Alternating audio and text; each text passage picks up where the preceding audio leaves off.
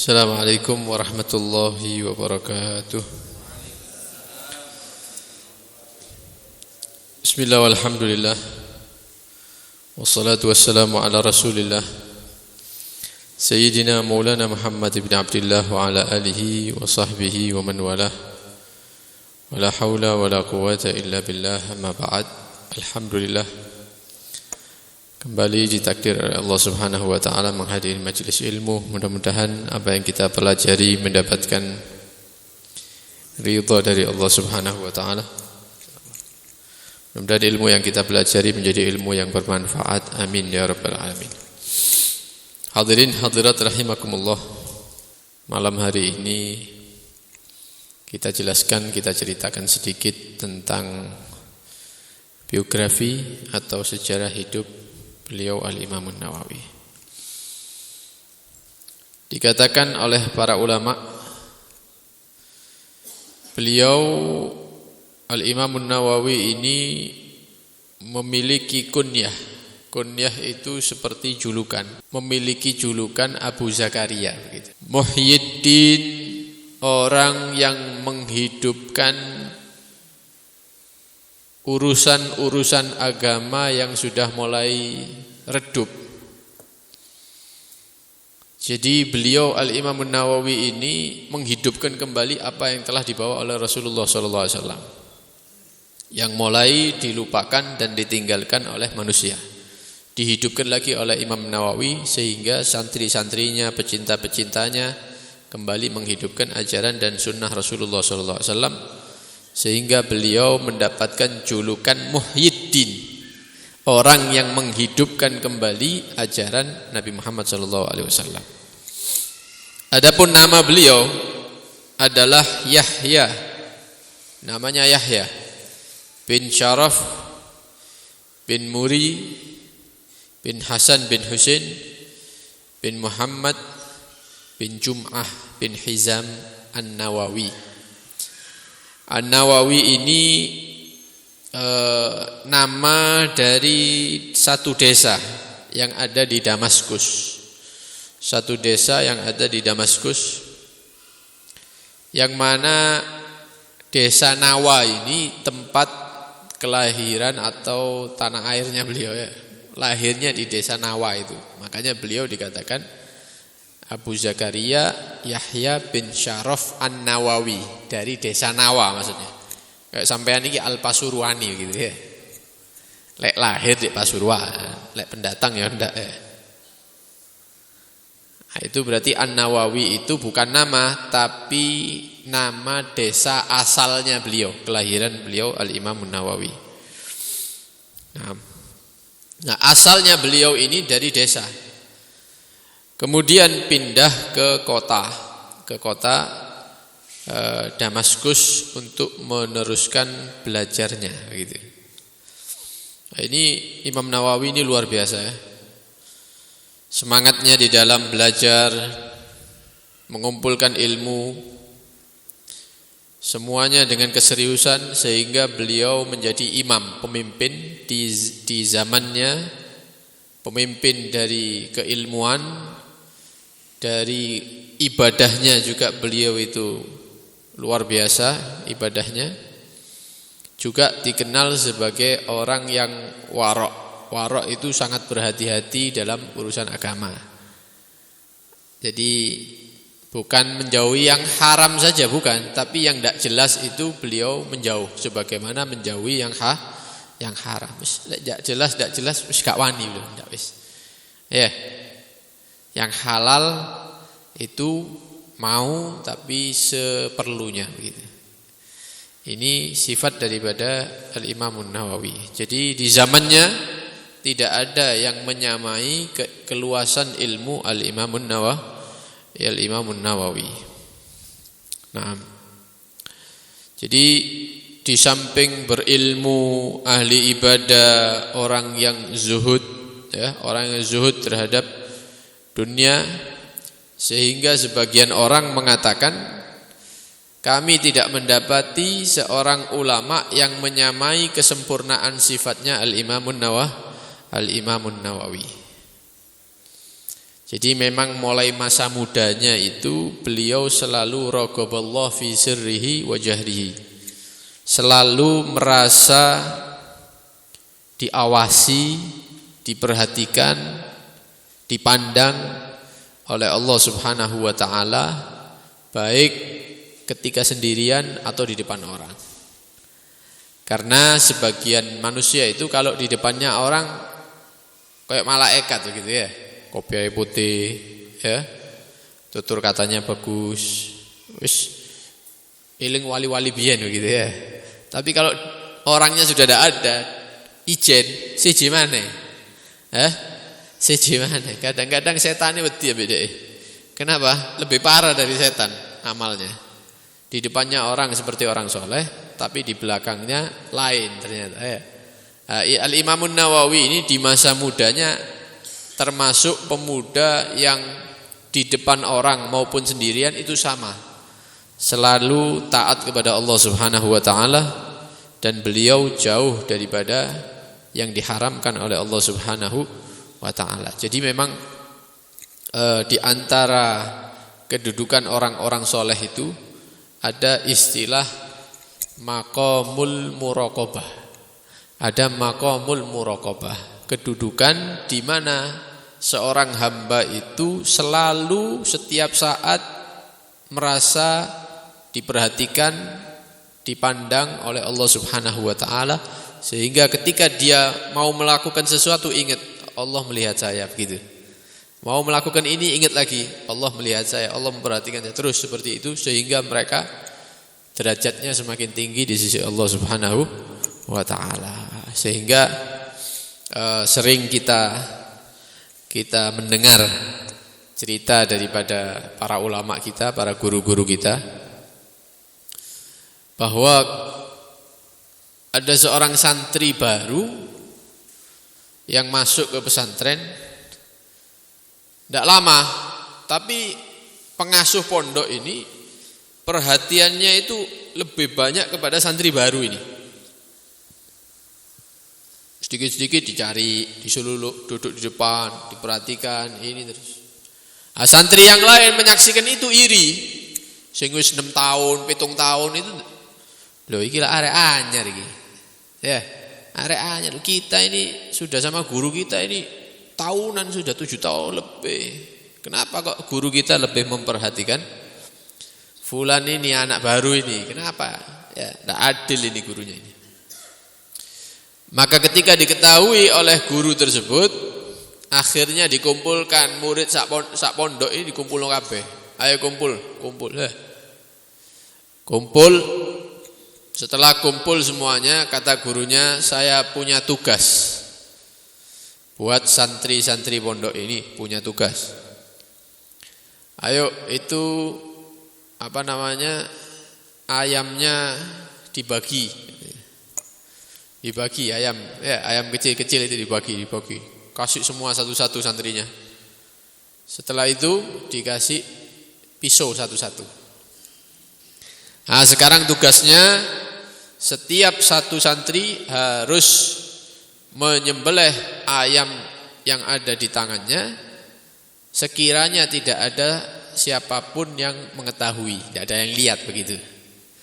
Saya kasih waktu, kata gurunya. Wis berangkat kabeh santri metu teko pondok ya. Ono sing mlebu nisore kasur ya. Ono sing singitan ndek jerone lemari. Ada yang sampai masuk sawah-sawah. Ya, ada yang nemu gua, masuk ke dalam gua. Ya, ada yang naik ke atas gunung. Macam-macam. Sampai waktu yang ditentukan mulai berdatangan santri ini. Santri datang 1, 2, 3. Setiap santri yang datang membawa ayam yang sudah dalam keadaan lehernya sudah putus. Oh, senang, gurunya senyum. Sudah berhasil. Masya Allah. Ayo duduk semua. Kumpul kabeh. Dendi kon beli ya. Wah, aku nek jero kulkas misalnya. Ngene. Dak ono sing delok, ra ono, aman. Lulus bareng ya. Setelah itu dilihat, ada yang belum datang. Dilihat toleh-toleh. Ada guru, siapa yang belum datang? Murid anyar. Murid baru belum datang. Oh ya, coba dilihat di depan. Dilihat baru masuk sak pondok ini ngakak kabeh ya. Wah, diguyu-guyu. Kenapa? Ayamnya masih hidup. Ayam yang dipegang masih hidup. Diguyu-guyu. Oh, bodoh balul kan. Ngono tok ndak iso. Wong suruh gitu tok aja, ndak punya cara ini. Hasil duduk semua. Ditanya, ini teman-temannya ente ini sudah berhasil. Ente tok ndak berhasil, kenapa katanya? Iya, saya minta maaf katanya. Tadi kemana saja? Saya sudah masuk ke kolongnya, kasur ya, mau tak sembelih ndak jadi.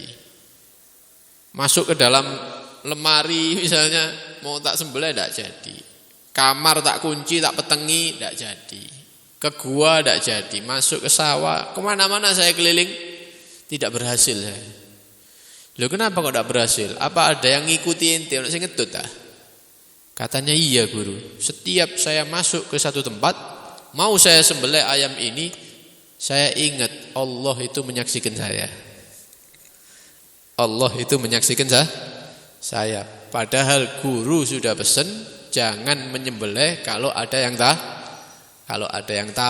Kalau tidak ada yang tahu disembelih. Nah, bagaimana saya mau lari daripada pandangan Allah Subhanahu wa taala? Tidak bisa, sulit. Di mana-mana pun saya pindah, Allah selalu menyaksikan. Allah selalu memantau. Sing asale guyu iku meneng kabeh. Santri-santri sing 7 tahun, 10 tahun itu meneng kabeh, meneng ndak ono suarane. Ya, katanya gurunya sekarang ini santri-santri sing lawas-lawas iki sudah tahu ya, kenapa saya lebih perhatian kepada anak ini, kenapa? Karena dia walaupun umurnya muda, nyantrinya masih baru, tapi dia punya perasaan yang beda dengan yang lain, yaitu selalu diperhatikan Allah Subhanahu wa taala. Dan yang seperti ini calon-calon ini. Ya, anak-anak yang seperti itu calon-calon jadi ulama besar itu ya, jadi orang soleh yang seperti itu. Tapi lek mondok misalnya ngaji tapi tetap berani maksiat kepada Allah Subhanahu wa taala, ini harapannya kecil untuk menjadi orang soleh. Karena itu Al-Imam Nawawi di masa mudanya itu termasuk yang seperti itu. Termasuk anak-anak muda yang setiap saatnya dimanapun beliau berada selalu merasa diperhatikan, ya, dipantau oleh Allah Subhanahu wa taala. Sehingga apa yang muncul dari beliau, perbuatan, omongan, semuanya itu isinya taat kepada Allah Subhanahu. Tidak berani maksiat kalau orang seperti itu. Merasa selalu diperhatikan oleh Allah Subhanahu wa taala. Dan termasuk sifat beliau, termasuk anak muda yang tidak mau membuang waktunya, umure iku tidak mau kebuang tanpa hasil begitu. Kalau bahasa sekarang kan jagongan begitu ya. Atau duduk-duduk di warung, wifi-an misalnya, dan semisalnya. Umumnya manusia itu umurnya lewat begitu saja, tidak menghasilkan pahala. Lah ada orang-orang tertentu setiap menit, setiap jamnya itu tidak mau terbuang kecuali menghasilkan pahala.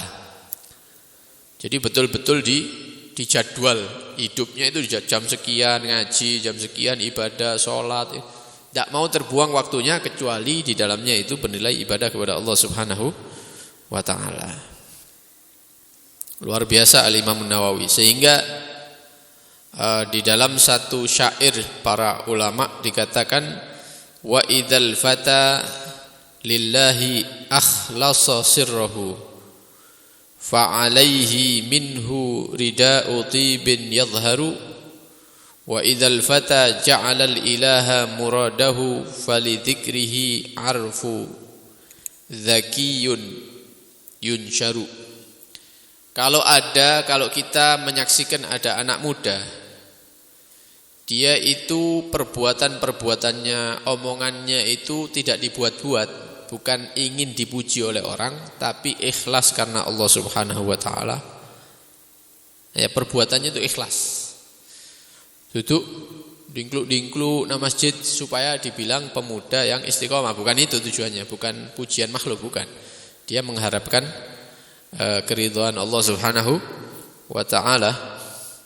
Maka pemuda yang seperti ini akan diberikan pakaian yang indah, yang mengeluarkan bau wangi yang semerbak oleh Allah Subhanahu wa taala, yadhharu, yang bisa disaksikan oleh manusia di sekitarnya. Duduk kelambi mudhun teko langit, bukan, tapi pakaian batin. Pakaian batin diberikan oleh Allah Subhanahu wa taala kepada pemuda yang ikhlas ini. Sehingga orang-orang di sekitar itu sudah bisa membedakan, ini pemuda yang ini sama pemuda yang lainnya beda, ini orang lain ini, pemuda yang seperti ini. Karena dia telah mendapatkan pemberian dari Allah Subhanahu wa taala. Wa idzal fata ja'ala al-ilaha muradahu, dan jika seorang pemuda itu tujuan hidupnya hanya kepingin mendapatkan ridho dari Allah Subhanahu wa taala, tidak seperti pemuda-pemuda yang lain yang mencari jabatan atau mencari kekayaan atau mencari kepuasan syahwat, ya umum, itu pemuda seperti itu umum banyak. Tapi ini pemuda lain, dia hidupnya, pikirannya kepingin mendapatkan ridhonya Allah Subhanahu wa taala. Kalau ada pemuda seperti ini, maka penyebutan dia akan disebarluaskan oleh Allah Subhanahu wa taala. Bukan keinginannya dia, tapi Allah yang menyebarkan nama baiknya. Ya, setiap orang mendengar namanya pasti memuji, senang sama pemuda tersebut. Kenapa? Karena Allah yang menginginkan hal itu. Ya. Dudu awake dhewe dipuji-puji dhewe, bukan, tapi Allah yang menyebarkan kebaikannya dia. Nah, ini Al-Imamun Nawawi itu termasuk orang-orang ini. Jadi tidak ada tujuan untuk mengumpulkan harta, tidak ada tujuan untuk mendapatkan jabatan yang tinggi atau mendapat kepuasan syahwat, tidak ada. Walaupun masih muda, tujuannya hanya mengharapkan ridho Allah Subhanahu wa taala di dunia dan di akhirat. Kenapa? Karena masa muda itu ya masa kuat-kuatnya dan tinggi-tingginya syahwat. Ini pemuda-pemuda ini puncak-puncaknya syahwat ya ketika umur sekian ini. Sing tua-tua iki wis mulai mudhun. Ndak kok biyen. Ya. Biyen umur 20, 30 iku kuat-kuat ya. 40, 50 mulai mudhun, tambah turun.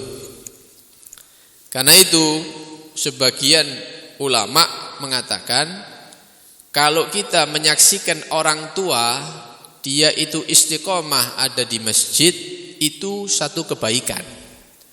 Satu kebaikan. Tapi kalau kita menyaksikan anak muda yang istiqomah di masjid, itu keistimewaan. Dalam arti lain, wong tua itu kalau tidak ke masjid mau kemana lagi begitu? Wajar lah. Karena masa mudanya sudah habis. Tapi ndolek apa maneh? Sudah waktunya iktikaf di masjid, sholat berjamaah, ya. Oh berarti elek, Beb. Ya bukan elek, bagus itu malah. Berarti dia mendapatkan petunjuk dari Allah Subhanahu wa taala. Tapi lek sing nang masjid rutin, majelis ilmu rutin, anak-anak muda, itu keistimewaan dari Allah Subhanahu wa taala. Karena itu di sebagian penjelasan Allah Subhanahu wa taala pernah menyatakan dalam hadits qudsi, ya, bahwa pemuda yang istiqomah, yang taat, padahal pemuda-pemuda yang lain itu dikejar-kejar syahwat ya, ini istiqomah kenceng, itu hampir sama dengan malaikat-malaikatku, kata Allah Subhanahu wa taala. Luar biasa berarti ya. Wa dzakara li tilmidhu Abul Abbas bin Farah qala kana Syekh Muhyiddin qad sara ilaihi ثلاث مراتب كل مرتبة منها لو كانت لشخص لشدت إليه abatul ibil min aqtaril ard. Ada seorang ulama yang mengatakan, Asy-Syaikh Muhyiddin An-Nawawi ini, Al-Imam An-Nawawi, beliau ini mengumpulkan 3 martabah kedudukan.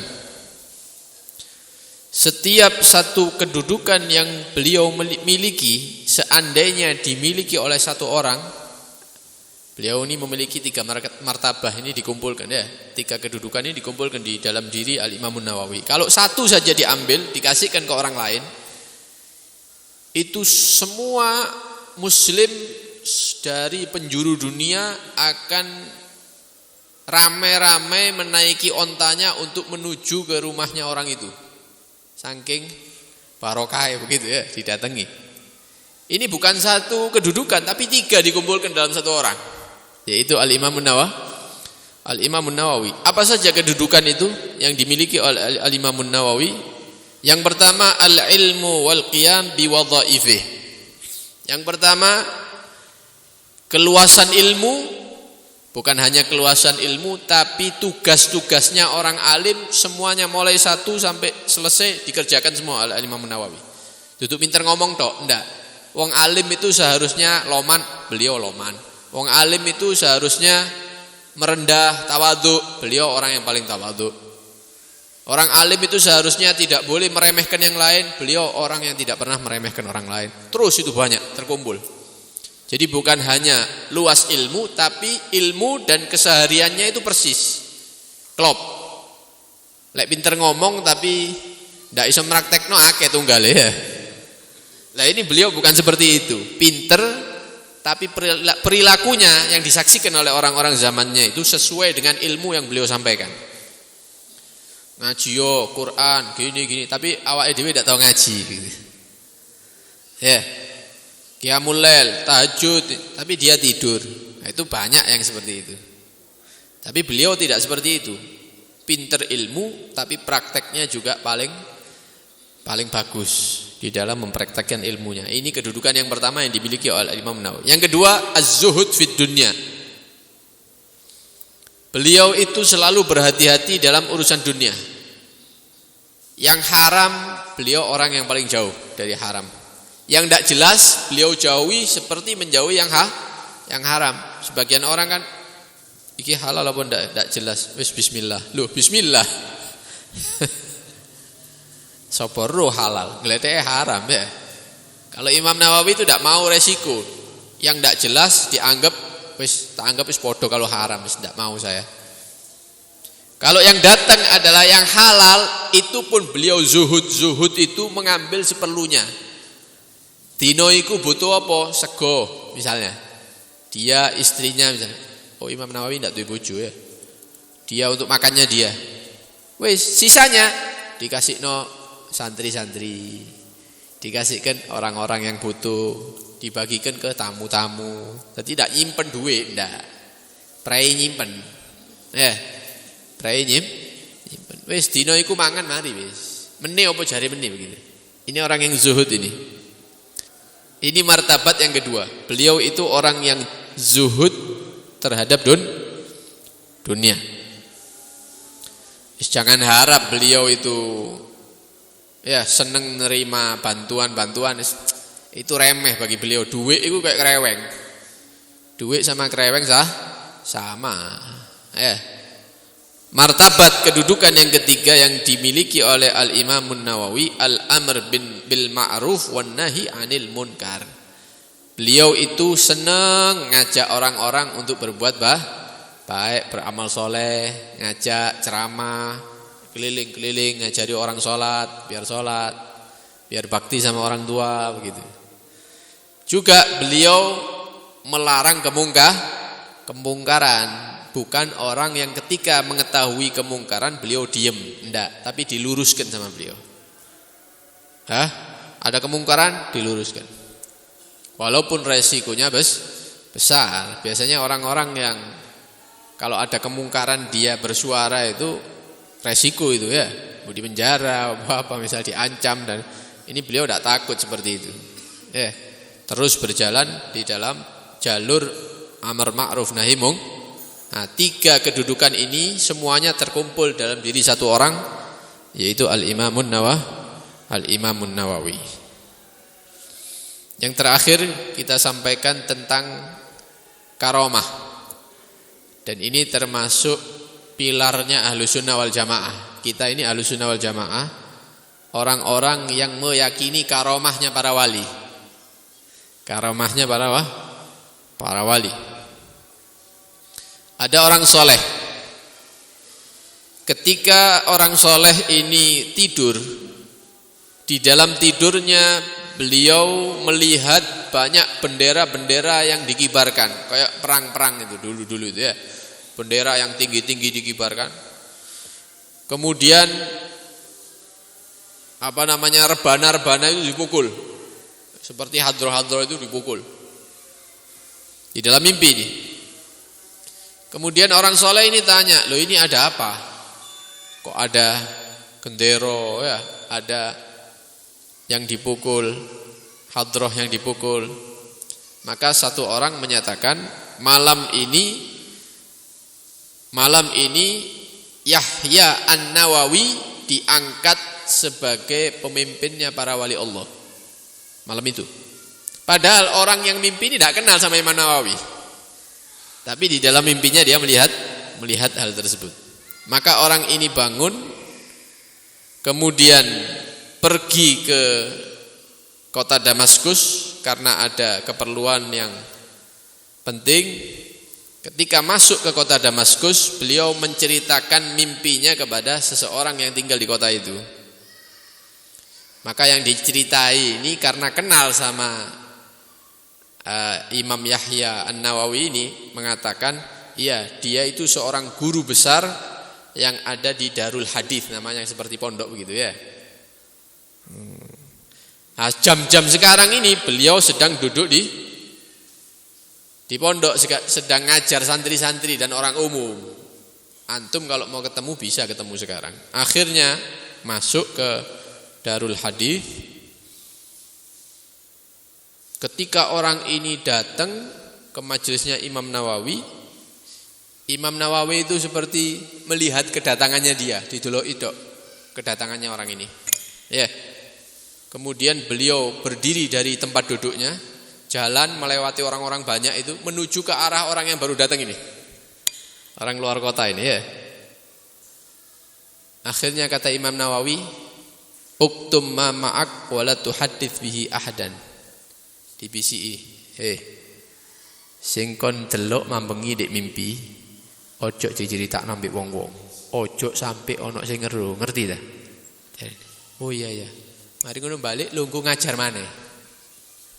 Imam Nawawi ngajar lah. Padahal orangnya belum cerita ini. Orang yang mimpi ini belum cerita. Imam Nawawi langsung datang ke dia di BCI. Aja rame-rame. Ya. Jangan sampai ada yang tahu. Kemudian Imam Nawawi balik ngajar lagi. Radhiyallahu an. Ini ulama-ulama dulu. Lek saiki duduk wali ngaku wali. Ya, umumno wis lek aku wali, engko tak kei kon. Ya, lek laris tak kei kon, tak kei 20% misalnya. Ya. Karena itu kita mohon kepada Allah Subhanahu wa taala, mudah-mudahan kita mendapatkan keberkahannya Al-Imam Nawawi, mendapatkan keberkahan daripada para wali-wali Allah, mendapatkan keberkahan daripada orang-orang yang soleh. Mudah-mudahan walaupun kita bukan orang soleh, tapi dalam hati kita ada kecintaan terhadap mereka. Mudah-mudahan kecintaan ini ya menyebabkan kita dikumpulkan bersama mereka di akhirat. Amin ya rabbal alamin. Sallallahu alaihi wasallam Muhammad wa alihi washabbihi wasallam. Walhamdulillahi rabbil alamin.